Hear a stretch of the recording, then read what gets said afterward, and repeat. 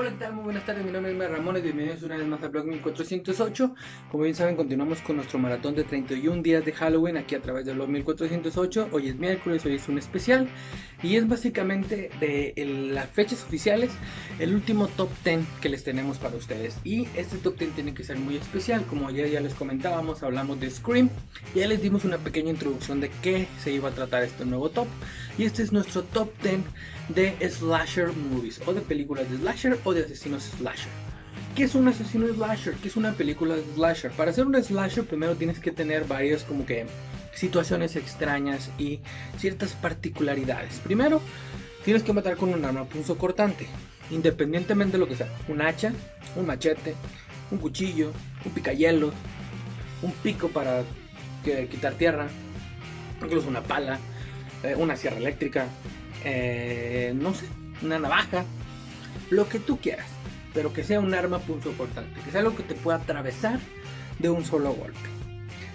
Además de esto, pues la mayoría de los slasher tienen una particularidad muy especial y que la mayoría conoce, que es tratar sobre adolescentes, en este caso adolescentes cachondos. El punto es que los slasher fueron hechos para llamar la atención de la conciencia sexual en los jóvenes. Y llama la atención bastante de eso, también del uso de drogas, del uso del alcohol. Y el punto más importante, que además de tener un arma punzocortante, es que la mayoría, o más bien dicho todos ellos, con excepción de algunos 2 o 3, siempre usan una máscara para cubrir su rostro. Así es que ya saben, esto es nuestro top y vamos a comenzar con nuestro puesto número 10, que en realidad este es el primer slasher oficial, aunque no tuvo este nombre hasta años después. Ya hablamos de The Town That Drowned the Sun. Esta cinta, el pueblo que le temía al atardecer o no, al anochecer, The Town That Dreaded the Sun, está basada en una historia real que pasó en 1946 en un pequeño pueblo en Estados Unidos, donde diferentes personas fueron atacadas por una persona enmascarada. Los atacaban, los asesinaban, que siempre eran parejas. Lo asesinaban en una colina y decían que había gente que había visto quién era el asesino. A partir de aquí se hace una pequeña película sobre lo que trata, y ahora resulta que este asesino, que supuestamente es una mezcla entre realidad y ficción muy extraña, porque el asesinato empieza a suceder en un lugar donde la película ya existe, o sea, en una zona donde la película ya existe. Es donde sucede. Entonces el asesino está basado en una historia real sobre una película, y en la película este asesino está matando haciendo popular entre toda la gente porque hubo una película sobre esto. No sé si me expliqué, pero más o menos. Es que no les quiero dar demasiada información porque hay spoilers. Hay un remake que no es tan bueno, como la película original. Les recomiendo que vean esta de 1976. El personaje está muy interesante, está muy bien construida. Hubo gente que decían que de verdad temía salir a cierta hora del día. Hubo mucha gente que sí decían que las parejas no salían, no se veían después de ciertas horas porque tenían miedo de sufrir un ataque por medio de este asesino. Y el trabajo de desarrollo de todo esto es una muy buena construcción en esta cinta, que es oficialmente la primera, aunque no tiene este título 2 años después, cuando se estrena Halloween, que es del señor John Carpenter.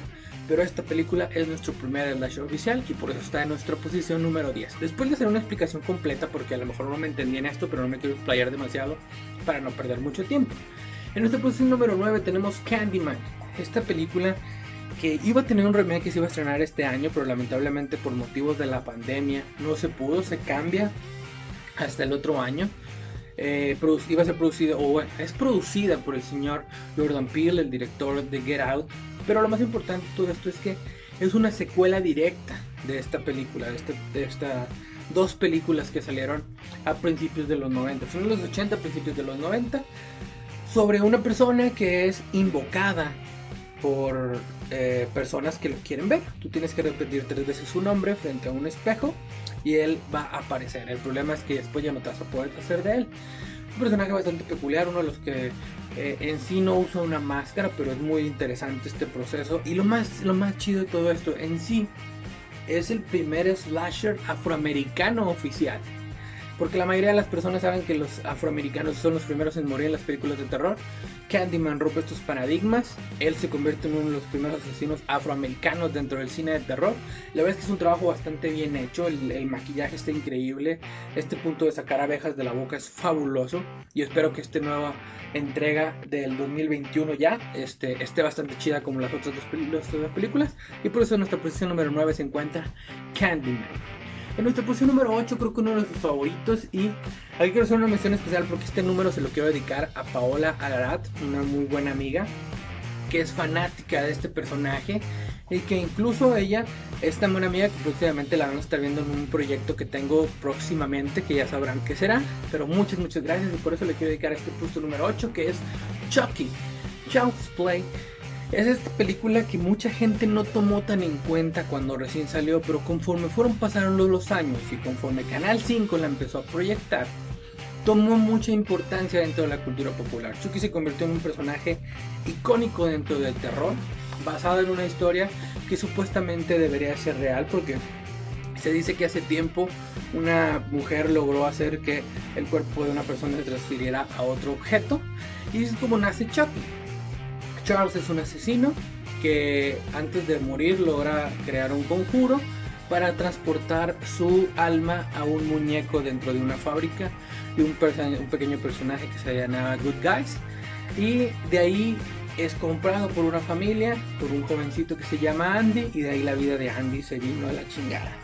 Y conocemos dos Andys que tienen muñecos que se mueven. El primero fue bastante infeliz, el segundo ya fue un poco más feliz, pero este Andy la verdad sí tuvo bastantes problemas, pero Chucky se convirtió en una leyenda. La verdad es que tiene secuelas, tuvo un hijo, se casó, una película bastante curiosa. Después hubo dos intentos de remake, bueno, uno fue más secuela indirecta, el otro fue un remake medio extraño. Y próximamente tendremos una serie y posiblemente otra película de Chucky, en la cual ahora sí Don Mancini, el creador de estas historias, va a meter mano. Pero sin lugar a dudas, Chucky es un personaje que merece estar en esta lista, y por eso está en nuestra posición número 8. En nuestra posición número 7 tenemos otra película que igual después tuvo un remake que no fue tan bueno ni tan bien recibido. La verdad es que la mayoría de estas películas que tenemos aquí tienen remakes o secuelas más nuevas. ¿Por qué? Porque la gente empezó a entender que no era precisamente querer siempre hacer remakes, pero lo importante es revivir lo que ya tenía para que la gente le vuelva a tener curiosidad. Y es como llega Bloody Valentine, esta película basada en un pueblo minero, que después de un problema de un derrumbe descubren que uno de sus mineros ha muerto, que ha sido rechazado en San Valentín. Y de repente en un San Valentín empiezan a ocurrir bastantes cosas extrañas. Un corazón real dentro de una caja de chocolates, y un minero, literalmente todo traje de minero y un pico, está matando gente. Un slasher bastante bien construido. El remake no es tan malo, la verdad es que el remake está bien hecho, pero no alcanza el nivel que tiene el original. Honestamente es que en los 80 hacían tantas películas de esas que muchas no tienen la calidad que mucha gente espera en la actualidad. Sin embargo, esta película está muy bien hecha, muy bien construida, y toma esta iniciativa que pasó al finales de los 80, en donde agarraban las celebraciones del año para crear películas de terror.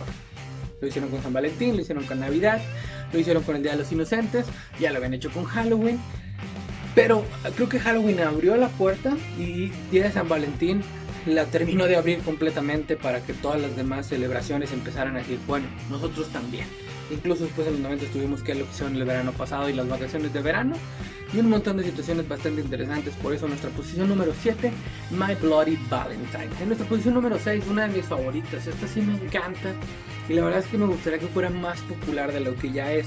Hablamos de Trick or Treat, esta cinta dirigida por Dougherty, por Mike Dougherty, y que trata sobre un jovencito, un pequeñito llamado Sam, que él tiene solamente una misión en la vida: hacer que toda la gente cumpla con las reglas estrictas que merecen tener Halloween. Adornar su casa, dar dulces, no pasarse de lanza, no andar de cachondos, no andar haciendo maldades, cuidar a los niños, que son lo más importante dentro del Halloween. Y si tú desobedeces las reglas, Sam te va a buscar. A partir de aquí se empiezan a desarrollar historias entreconectadas de manera indirecta.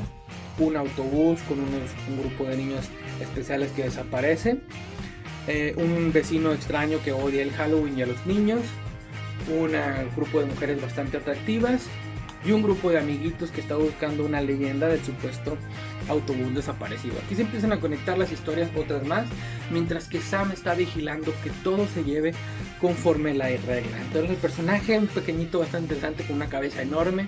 La verdad es que es un trabajo increíble lo que logró Dougherty con esta cinta. Y en lo personal es una de mis películas favoritas y una de las antologías de terror más emblemáticas que he visto en los últimos años. Y ojalá pronto podamos ver más del buen Sam, porque la verdad es un trabajo muy bueno. Y por eso en nuestra posición número 6 tenemos Trick or Treat. En nuestra posición número 5 ya hablábamos de cómo todo esto se convirtió como en una leyenda de vamos a agarrar las celebraciones del año para volver terror. ¿Y por qué no irnos a Navidad con Black Christmas?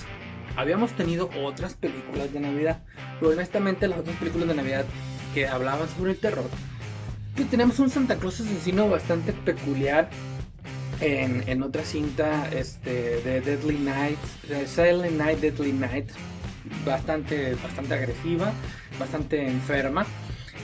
Pero nos podemos quedar con Black Christmas, esta cinta donde un grupo de muchachas está en una escuela y empiezan a recibir llamadas amenazándolas y descubren que hay un asesino que las está siguiendo. El problema es que cuando buscan identificar la llamada, se dan cuenta que la llamada viene desde adentro. Entonces el asesino está con ellos o posiblemente es una de ellas. Entonces el trabajo de desarrollo del guión está bastante interesante, de nueva forma y de nueva cuenta. Hay un remake que acaba de salir el año pasado de Black Christmas. Lamentablemente no se logró el objetivo con creando la tensión que crea lo otro. ¿Por qué? Porque ya conocíamos el giro final.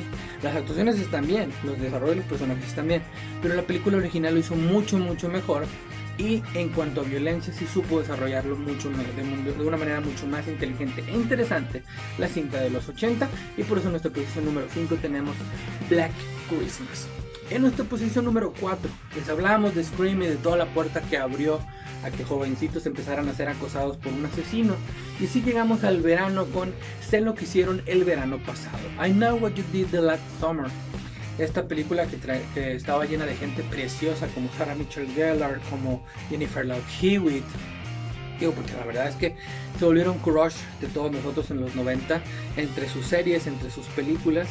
¿Y de qué trata? Un grupo de amigos vienen pisteando en un carro, atropellan a alguien, deciden deshacerse del cuerpo y a partir de ahí empiezan a ser acosados por el supuesto cadáver que acaban de tirar sobre un asesino que los empieza a seguir vestido con una gabardina y un sombrero de marinero y un gancho. Y así es como se crea Sé lo que hicieron el verano pasado, una película muy bien construida, muy bien lograda, con un suspenso bien hecho, que sirvió como parte para que junto con Scream se creara Scary Movie. A partir de estas películas fueron las que crearon esta idónea idea de burlarse de las películas de adolescentes. Pero yo en lo particular me gusta mucho Sé lo que hicieron el verano pasado. No así me gusta tanto todavía Sé lo que hicieron el verano pasado, pero la primera película me gusta bastante. Y ya se acaba de asegurar que se va a empezar a producir una serie basada en esta cinta de Sé lo que hicieron el verano pasado.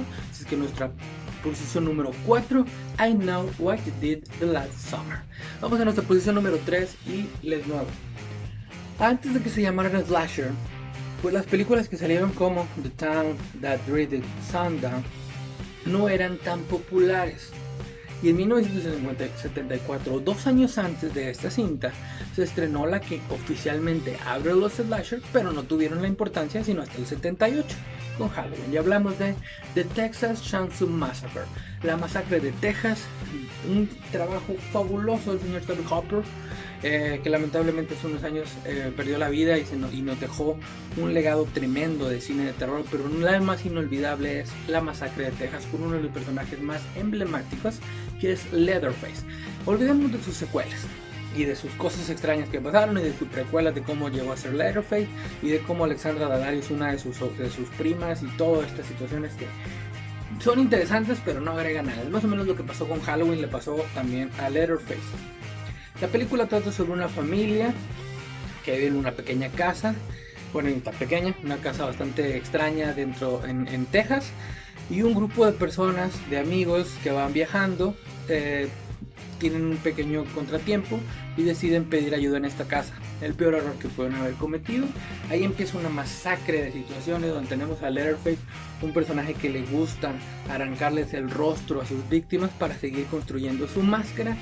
y se vuelve una película que se vuelve emblemática, una cinta fabulosa que todo el mundo debería de ver y de la cual ya se ha asegurado que el próximo año saldrá una secuela directa. Ahora sí, tenemos la de 1974, olvidamos todas las demás y esta película que va a salir es básicamente la segunda parte de esta. Más o menos lo que pasó con Halloween hace un par de años, donde nos olvidamos completamente de la historia de que Laurie es su hermana y todo esto, y nos enfocamos en una historia nueva a partir de la del 78 hasta la del 2018. La verdad es que The Texas Chainsaw Massacre es una película increíble, con una visualización y una fotografía bastante sucia que hace que se sienta tensa, y uno de los mejores personajes de terror, y por eso está en nuestra posición número 3. En nuestra posición número 2 tenemos otro emblema dentro del mundo de los slasher, yo creo que uno de los más populares, el señor Jason Voorhees y su Viernes 13. Esta película tal vez no fue... Sean Cunningham es el director de esto, y tal vez no fue tan popular cuando salió, pero creo que no se esperaban tanta fama a partir de esta película. Sale en 1980, no tiene el éxito que se esperaba, sin embargo, conforme pasa el tiempo empieza a agarrar mucha fama, se cuelga un poquito de la fama que todavía tenía Halloween, y crea este concepto de una historia bastante interesante sobre un joven que es muerto de una manera negligente en un lago, y por culpa de que las personas que lo cuidaban no estaban al pendiente de él, pues él termina ahogado. Una curiosidad muy interesante pasa en Scream. En la primera parte de Scream, en el inicio de Scream, una de las primeras preguntas que le hacen a Drew Barrymore es: ¿quién es el asesino de Viernes 13? Ella sin dudar contesta: Jason Voorhees. Él le preguntó por la primera parte. Jason Voorhees solamente aparece al final de la primera parte. El asesino o la asesina de la primera película de Viernes 13 es la señora Voorhees, no es Jason. Jason aparece hasta la segunda, y en la segunda parte siempre trae un saco en la cara. La máscara emblemática de hockey aparece hasta la tercera entrega de Halloween, así es que hay varias curiosidades bastante interesantes. En esta primera película aparece Kevin Bacon. La verdad es una película muy buena y que vale mucho la pena que la vean, sobre todo por esta curiosidad de que Jason en sí no es el primer asesino de Viernes 13, sino que llega a partir del famoso cliffhanger que hay hacia el final. Así es que esa es nuestra posición número 2, Viernes 13 de Sean Cunningham. Vámonos a nuestras 3 recomendaciones extras que les vamos a dar. La primera es Sleepaway Camp. Ya que estamos con los campamentos, con Viernes 13, vamos a esta película en donde un grupo de gente en un campamento empieza a ser atacada por un asesino. Hay cosas que no empiezan a dar, o es un joven, pero en realidad nadie puede ser sospechoso, y el final es increíble. No les voy a decir cuál es el final, para que lo vean. Impáctense como me impacté yo la primera vez que lo vi. La primera vez que lo vi yo esta película en televisión abierta, entonces cortan el final porque es bastante explícito. Entonces yo no terminé de entender la película. Tiempo después la renté y ya por fin entendí por qué tanto rollo. Es una película muy interesante, bastante buena y que vale mucho la pena que vean. Nuestra segunda recomendación extra es Ópera, del maestro del terror italiano, el señor Dario Argento. Esta cinta es bastante peculiar porque si hablamos de un mundo de obsesiones, esta película es el primer lugar. Una persona obsesionada con una cantante de ópera trata de demostrarle su amor matando gente alrededor de ella para decirle: tú eres la única persona que quiero y la única que quiero, yo soy la única persona que quiero estar cerca de ti. Un slasher muy bien construido, lleno de suspenso y uno de los mejores guialos que existe.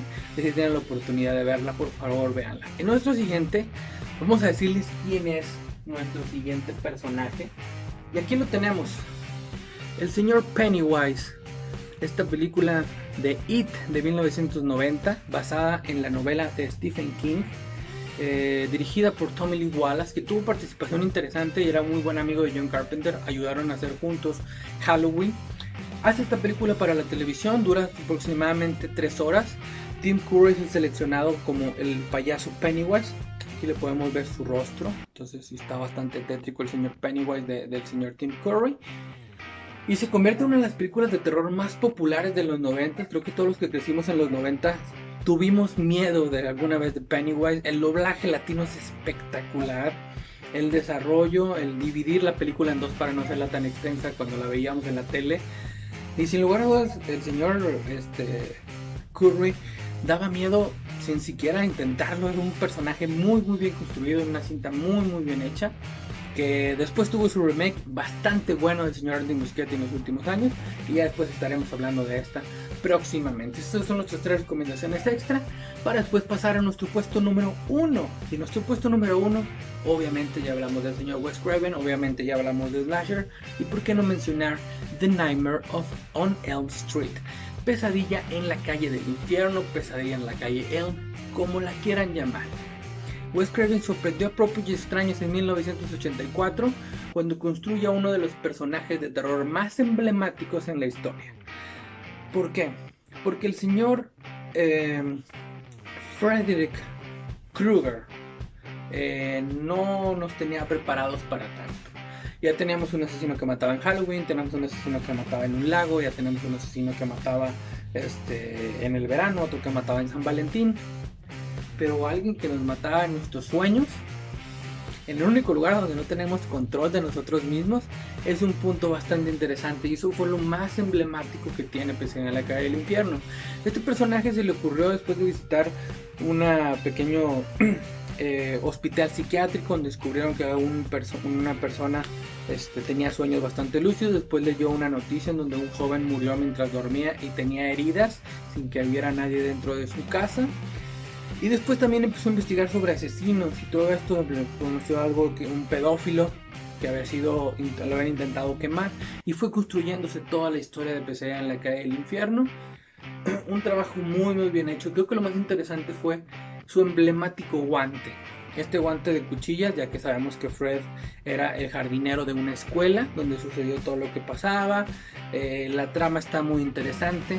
Aquí conocimos al señor Johnny Depp, es su primer película oficial. De hecho, el personaje de Johnny Depp no lo iba a tener Johnny Depp, sino que Nicolas Cage, que era muy amigo de Johnny, le dijo a Johnny que si por favor lo acompañaba al casting de Pesadilla en la calle del infierno. Cuando llega ya en el casting, Wes le dice a Johnny que si no quiere hacer el casting también. Él lo hace, ya lo habían visto en 21 Jump Street, pero él no sabía que iba a dar su incursión en el cine. Pasa el tiempo y la hija de Wes Craven le dice que Johnny le pareció muy atractivo y bastante interesante, que le diera el papel a él. Así es que le da el papel a Johnny y se convierte en uno de sus primeros papeles, oficialmente el primer papel, y de ahí en adelante pues ya sabemos la extensa carrera que tuvo el señor Johnny Depp, y él siempre lo ha dicho que le debe todo lo que tiene gracias al señor Wes Craven como al señor Tim Burton. Y es que nuestro puesto número 1, el del señor Wes Craven, una de las mejores películas, Pesadilla en la calle del infierno. Ya saben, esto es nuestro top de Slasher. Esperemos que les haya gustado. Síganos en redes sociales como Blog1408, síganos en Twitter y en TikTok como Blog1408. Déjenos sus comentarios, todas sus opiniones, qué les gusta, qué no les gusta, qué otros Slasher conocen, qué otros de hecho no les gusta. Por mi parte, por parte del señor Pennywise, es todo, y nos vemos en el próximo video.